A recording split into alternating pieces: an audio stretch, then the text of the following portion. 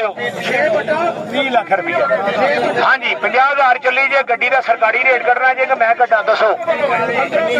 Condition total जानवर सिर्फ 2 दरवाजे अद्धा अद्धा पैच लगा।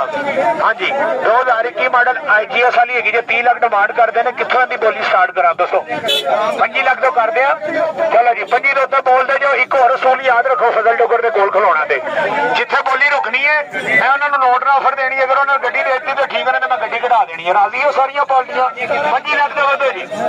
25 लाख तो वादो जाओ जी 25 लाख तो वादो प्यारे हो 25 लाख तो वादो जी गड्डी हो जी सारा रिव्यू कराओ जरा गड्डी का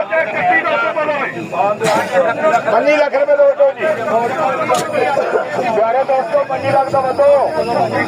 प्यारे दोस्तों 25 लाख तो वादो 25 लाख रुपए तो वादो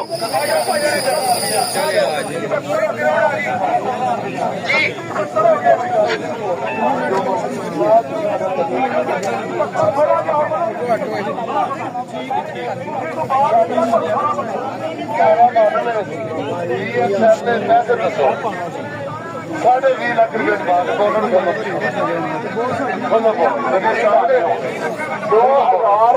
मॉडल वाली गड्डी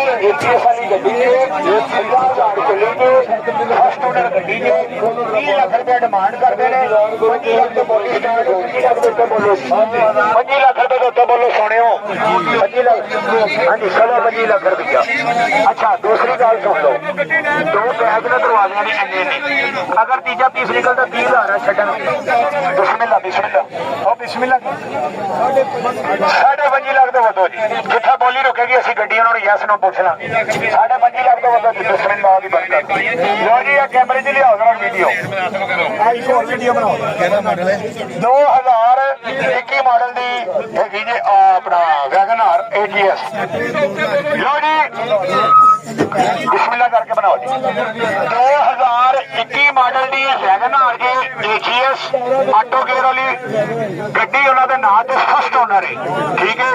उन्होंने थले 2 दरवाजे ने पैच लगे ने मैं कहा जी तुहानू किवें पता ऑप्शन सीट ते तुसीं बनवाई नहीं उन्होंने कहा डोगर साहब असीं पिछे लाइन च लगे रहे हैं जिवें गड्डी सेल होएगी बनवाना साडा फर्ज है ऑप्शन सीट ठीक है मैं कहा इस गल दी मैनूं समझ नहीं आ रही 2 दरवाजे ने पैच उन्होंने कहा जी फ्लाइट फोर असीं कढाई सी गड्डी इन्ना मतलब उन्होंने कहा मैं आप पेंट कराई गड्डी। दूसरी गल